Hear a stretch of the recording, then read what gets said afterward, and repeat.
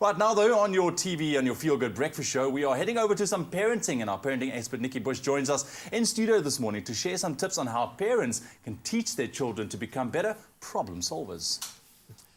Effective problem solvers know how to ask questions, to fill in the gaps between what they know and what they don't know.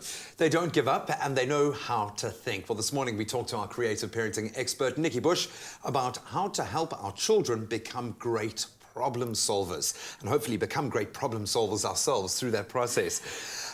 Nikki, welcome back. Always awesome to connect with you. I think the first question that pops up for me is how important is the conversation between parent and child in this case? How much can we teach our child in the problem-solving arena? Well, conversation is really so important because as busy parents today, very often children are asking us questions, especially when we're in the car. And without thinking, we just very glibly give them answers without ever turning around to them and saying, what do you think? Yeah. And what they think is actually incredibly important. And giving them time to express their thoughts, even if it's in a 4 or 5 or a 6-year-old level where they're having to really think about the words. There is a truth in that, you know, pull the words together into a question, or even put their thoughts forward. Give them time. Sometimes we go, come on, hurry up, what are you trying to say? And then they actually give up because they can't think at the pace at which we're actually operating. And then they hand that control back over to you to solve the problems. I think the conversation is going to evolve slightly when it comes to a teenager. Then how does that conversation evolve within that? Well, what I found with teenagers is often they come to you with a problem and they put it on the table and your immediate reaction is just try and solve it. Just to sort it out. But actually, what they're doing is they're just using you as a sounding board. They actually want to verbalize to materialize.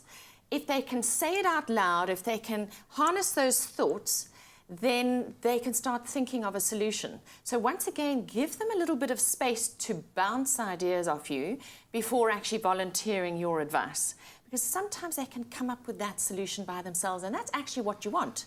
Because creative problem solving is about, you know, when we get stuck, do we just give up and walk away? Or do we start asking questions? Do we start thinking from different angles and coming up with another solution? This immediately highlights for me the difference between male and female, because often the male response is to just offer a solution, sort it out, move on as quickly as possible. Are our children as incapable as we assume that they are? How much potential power do they have to solve problems themselves? How much is innate? So much more than we actually think. I mean, I think of a little 3-year-old who is walking along a little 2-brick wall, balancing foot by foot by foot, and they slip and fall off. Now, they can't hurt themselves. There's grass on either side. They fall off. Now, if you don't panic, and if you pretend you haven't seen them fall, they will just get up, brush themselves off, and try again.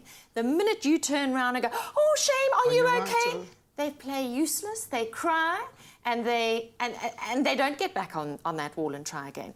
And then I watched my nieces on one of these zip lining courses. And there were 25 kids at this party with one instructor. Now, my nieces had never worked with carabiners and things like that before. One guy instructing 25 kids, and there's me, auntie, underneath, going, I wonder if they're all really listening just and hearing. To control the situation, yeah. And I watched these kids go off and do their thing, and then I watched my one niece get stuck. Of course, I wanted to don the supermum cape and fly in and save the day. But something in me went, hold off, just watch. And it didn't take a couple of minutes, and she'd worked everything out, and off she went again. Now, that, for me, was such a little learning moment, a teachable moment, to give children space to solve their own problems, because then they believe I can. And that is essential. Well, it's that self-belief, yes. I mean, you're also reinforcing that pattern in their own brain. You're not just telling them something, but they're learning it for themselves. That's right. But I see you've got some beautiful aids here. I'm hoping you're not going to put me to the test with my own problem-solving skills.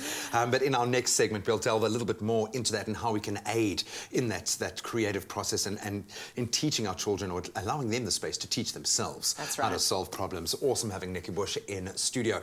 Today, we are tackling problem-solving.